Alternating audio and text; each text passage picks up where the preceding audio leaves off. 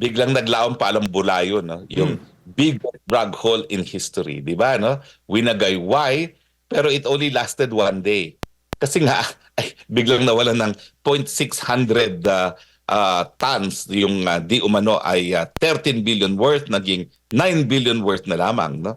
Tingin ko, imbis na maging achievement ng gobyerno yon, eh naging embarrassment, no? Bakit naman kasi nagmalaki sa buong mundo, winagayway ang accomplishment, hindi man lang tinimbang ng tama. Tuloy, ang duda ng marami, baka nagkaroon ng bentahan yan, kaya kumonti na, no? At syempre, hindi pa natin na-address yung pula ng ilang mga vloggers na di umano, ito daw ay hindi na in marketable condition kasi ito ay kulay yellow na, no? At hindi na kulay puti, no?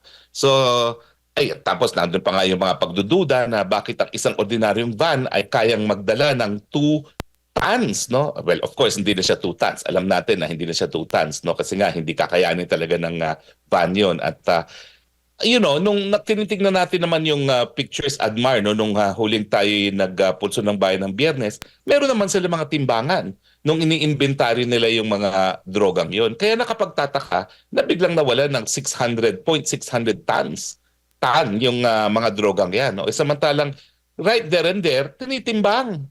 Pwede ba naman yun na mag-evaporate lang? Yan, tuloy. Lalo pang nagduda ang taong bayan kung anong klaseng anti-drug campaign meron tayo ngayon sa administrasyon na ito. No?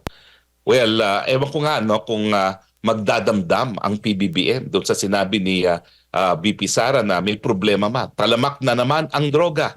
So parang dinidinayo ni PBBM dahil meron din siyang malaking drug hole diyan sa nung kailan lamang sa Metro Manila, no? Ang problema naman doon ay ano nga ba naging controversy doon? Parang hindi maintindihan kung bakit yung mga police involved doon sa ganong kalakalan ng napakaraming pinagbabawal na droga, no? Pero mukhang ang sinasabi niya ang strategiya namin putulin ng supply at hindi na gumamit ng dahas, no? Pero ito nga po, yung sa pagpuputol ng supply nila, mas marami pang tanong na lumalabas ngayon. No? But we wish him well dahil alam natin na kapag nag-epektibo ang laban sa droga, magkakaroon tayo na mas malusog at siyempre less na mga bangag na mga kababayan natin. No? So, hindi ko na alam kung mamasamain ni PBBM yung sinabi ni VP Sara na katotohanan, no? Talagang problema pa rin ang inflation. Yan po ang number one na pinoproblema na ating mga taong bayan, no? At problema pa rin yung kakulangan sa tubig at sa kuryente. Oo nga naman, no? Ngayon lamang tayo makaka-experience ng ganitong kakulangan ng kuryente sa napakahabang panahon na. And yet, syempre, no, wala nang sinabi ang gobyerno natin kung hindi binabandera na tayo ay going renewable, no?